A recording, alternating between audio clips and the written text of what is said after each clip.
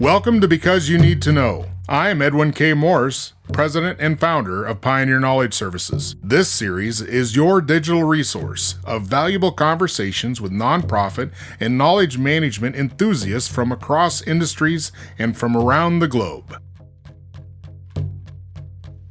Hi, I'm Dr. Cindy Young, and I live in Chesapeake, Virginia. I am a defense contractor as a full-time job, curriculum developer and instructor. I also am the founder and CEO of CGN Consulting, a knowledge management consulting firm. One of the things I can talk about for hours is knowledge sharing. I totally believe in knowledge sharing. I'm totally opposed to knowledge hoarding. I try to encourage that at my full-time job, to people talk to each other about what they know, and they're surprised by what each other does know. I really try to emphasize how important it is and what it can do for the organization as a whole when people share what they know. I try to encourage people to share because that helps them to be able to take vacations and to not be tied to their phones on those vacations. Good reason, right? Mm-hmm. Usually the organization tries to limit that. Some organizations, some don't care. Just keep communicating with people regardless of where they are. In our organization, a lot of us are retired military, so part of the thing is that we're used to sharing knowledge just out of survival, and it's not a profit loss thing. But now that we're defense contractors, we have to think profit loss, but we also think about the fact that we could be laid off or let go. So I have to bring in a little bit of one of your TED Talks, and I'm not sure how many you've done, but on your LinkedIn, I was just checking out a little bit about something your dad had said about the fair is not in town. Right. Can you give me a little bit about what that context is? I'm assuming you have a child or had a child at some point. Well, when my kid was little, she used to always tell me, it's not fair. And so that's basically where it comes from. The fair's not in town. It's a little kinder, gentler way of telling the kid suck it up, but the fair's not in town. No, it's a quippy little response that kind of hopefully will put a Band-Aid on the temporary situation for whatever the situation is. What happened to bring that up as a topic? I was talking to a friend of mine who does TEDx's. She helps people get hired for TEDx's or, allowed to give a TEDx. I was actually in her course, how to write your TEDx talk. I was thinking about everything that I dealt with that I thought could change somebody else's thought. I was doing some research to see how I could back it up scholarly, and I came across the research about where the seats are. And then that made me think about knowledge management. But the seats about where, because it was Congress and it was budgets, and the senior people always knew what was going on. That was the only way you knew, and that people didn't feel trusted in it. And so to me, that was knowledge management right there. You're not sharing what's going on, so people below you can't support you, but they also don't feel like they're part of the team. Got it. So that's where I came up with the title, which is based on where you sit. That's got a lot of credence to it, and I think as a leader, it should be reminded in the organization that just because the executive team knows what's going on doesn't mean the organization knows what's going on. That's a need to know kind of situation, but it's something that's easily, I think, forgotten. And that kind of leads us right into our topic of trust. How does an organization develop a better way to make sure people are included in what they need to know? It may sound obvious, but you have to build it into your culture, like you do communication. How you conduct business is going to say a lot, but if you talk to your people, they can better support their company's efforts, their plans. They also support the customers better. When somebody knows what's going on, especially if you think about like a help desk, if you call the help desk and they have to pass you 2 or 3 different people just to get the right answer, you're not going to be happy. And we've all had that experiences. I hate that. Yeah. It is so refreshing when you find an organization that empowers whoever answered the phone to fix your issue. It's like, oh, thank you, because the endless passing around and then finally getting hung up on and then you have to start it all over again is so aggravating. It is. It's enough to make you cry. It's just very frustrating. Who affects that? Who owns that issue? It's easy to say the culture just is, and it's mostly, I think, people will saddle the culture directly to the leader or leaders and say it's their issue or their They're creating the pathway of whatever that culture exists like. How can you affect a better, positive, sharing, knowledge, trusting organization? What would be your first three things that you would say, just make sure you do this? Well, honestly, it starts at the top. My military background, you have to have the commanding officer has to be the one to set the standard and also follow the standard. In a defense contracting world, my commanding officer or the CEO is so many people removed that he's got to rely on the managers. It can't be relying on a C-suite. It's got to be relying on the managers, the day-to-day people handling business. So you also have to get the word down there, but you also want to make it public. We have a lot of that on our public website at our company because we have close to 40,000 or maybe over 40,000 people in our company, and it's global. So we have to have, some standards in place. Those are just two easy ways. Another way is to actually practice what you're preaching. Talk to people, come down to areas, look at processes, and have people that are working the processes to make sure that they work for those as well. You can't delegate something and tell them, hey, take care of it, if you don't give them authority to do it and you don't tell them how you think it should be done and get feedback. And that architecture, don't you think that's a bit of a hybrid that exists now just out of necessity? I have a military background also, so the idea of the follow the orders, do what you're told, without any kind of interception of reality at the ground truth that could have changed the situation or orders per se. There's an ability to make a organization a little more, what do I want to say, organic in its own structure to allow for left and right movement.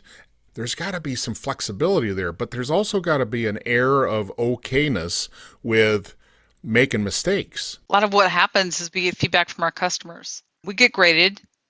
There's a report card they send out to us every year. It tells us how we're supporting them. And based on that is how we get our feedback and how we put in the process of reviewing it and of making changes to it. But it also has to be, got to talk to people doing the work, talking to the customers and giving that feedback back to the managers, just so the managers aren't surprised when they get the report card.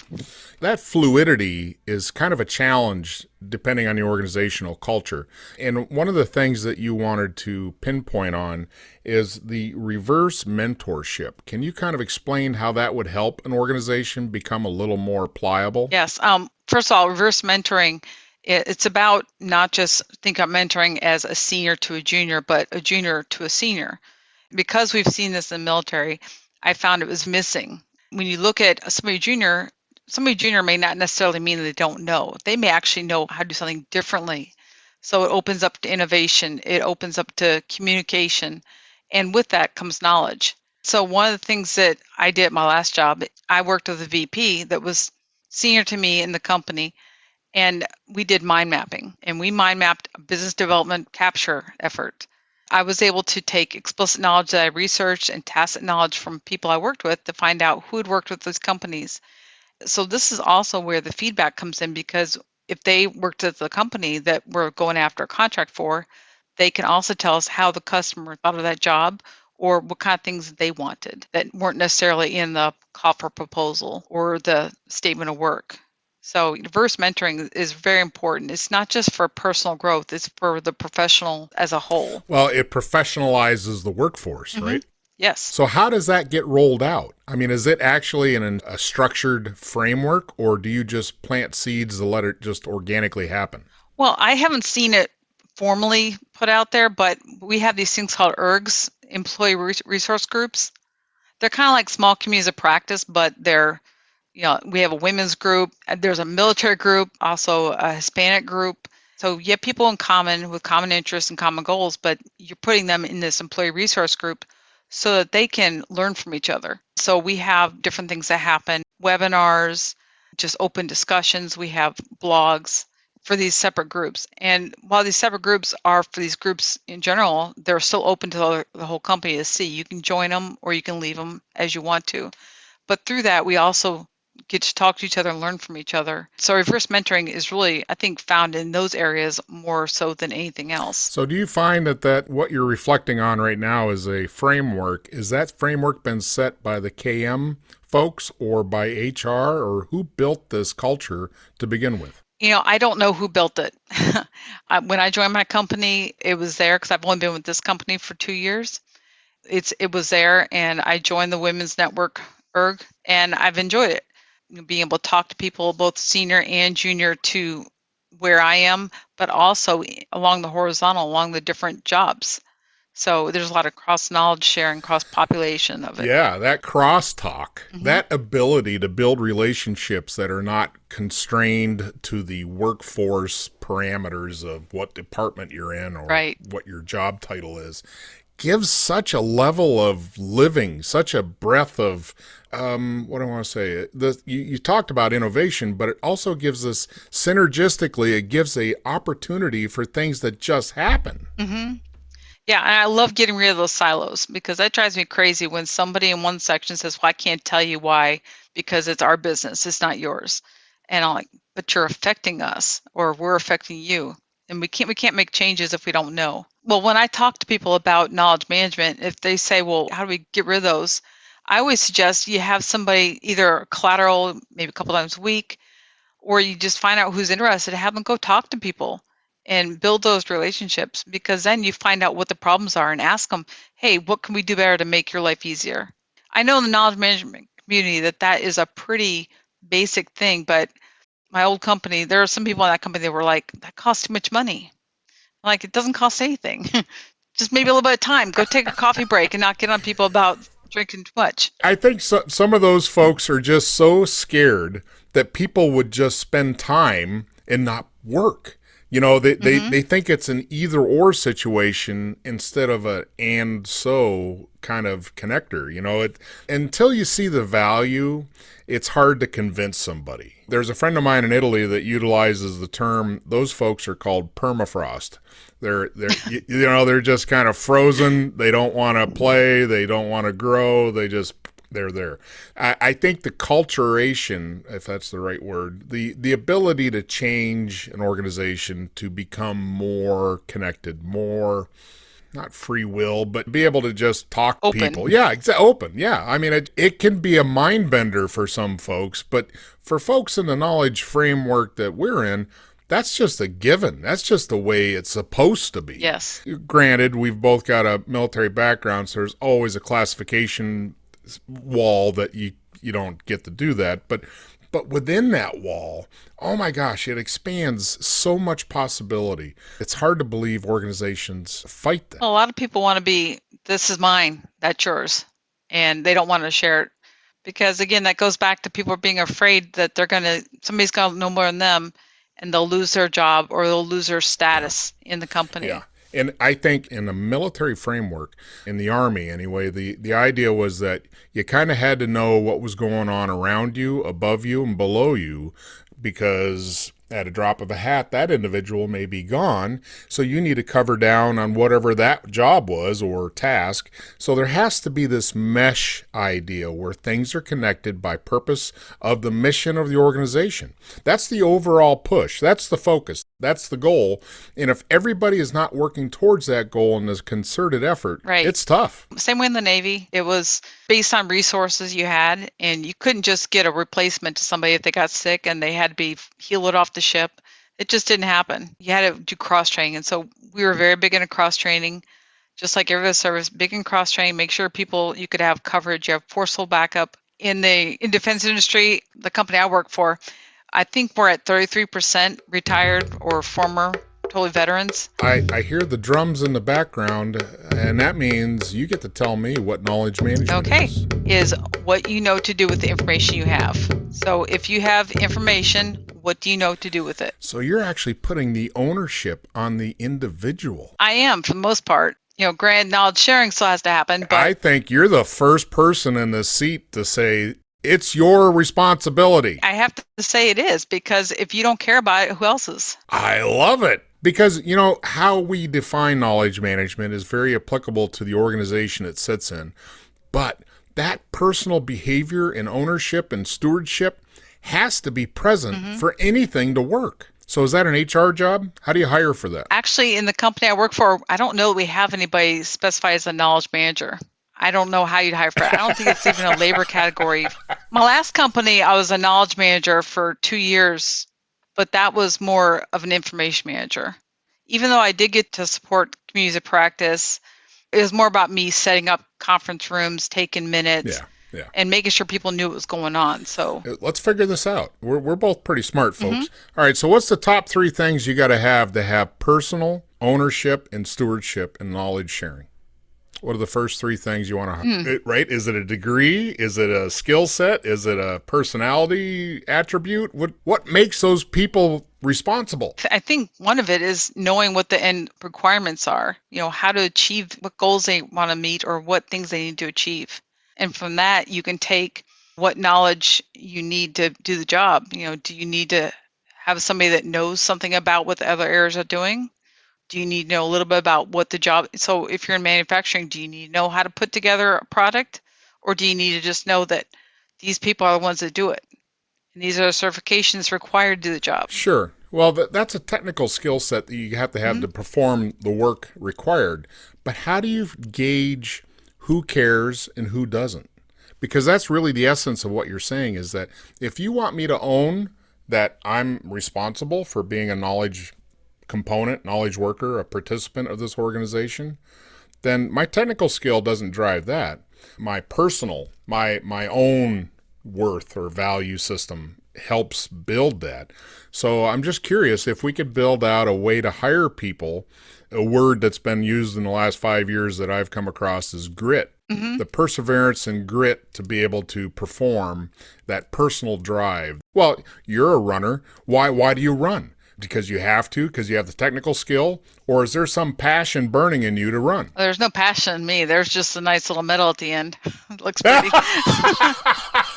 And the fundraising that I do when I do the team and train runs. But Okay. All right. So personally, you could care less. You could be jumping in ice water for the oh polar no, I care plunge. about that. I would say the personal thing that I'd want somebody to know, other than having the grit, like you mentioned, is the care. The fact that they care about what they're doing. Because I need somebody that gives a blank about their job. I don't want somebody who just comes Right. to clock 8 hours and go home. Exactly. We'll have robots that replace those people someday. What would be your question in an interview to try to dig into deeper about what do how do you find that? What Mhm. I'm trying to get to is how do we start thinking about the hiring process to start targeting people that care? Yeah, see, I've done interviews several times, and I don't like to ask my people questions. Now, what would you do in this situation? Because there's always the book definitions of what they would do. So I think I'd want them to explain to me first. I'd want to know what they thought knowledge management was, because, like you said, different definitions. I mean, we know there's at least over 100 definitions. What do they think about it? What kind of things they need to think about to make it happen? What kind of tools they think are out there? And I'll tell you this, I don't believe there are any tools specific to knowledge management. I think these are tools that are already out there that people can use. So are they familiar with stuff? So you might want to find somebody that works in process improvement or systems engineering that understands that there's always a way to get there. They just got to find it. So I would ask them those sort of things. What would you do?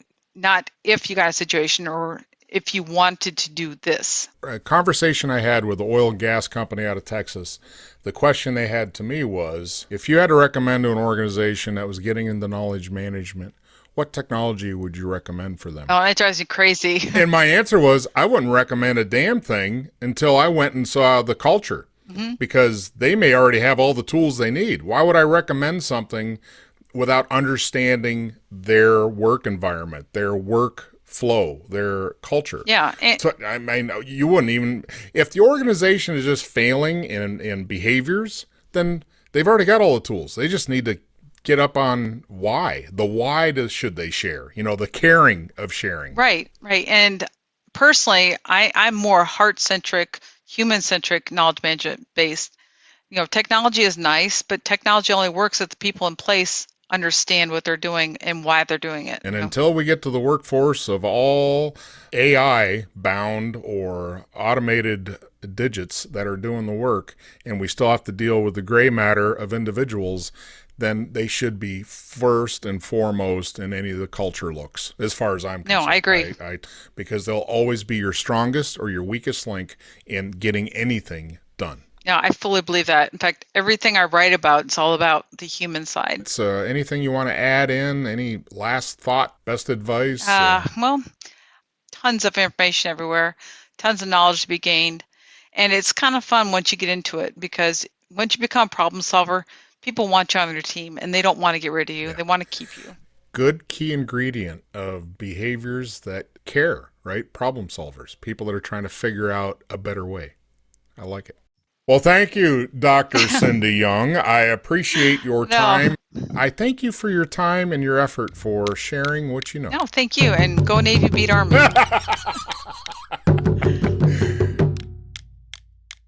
Because You Need to Know is designed to bring people's experience and their knowledge forward to be shared.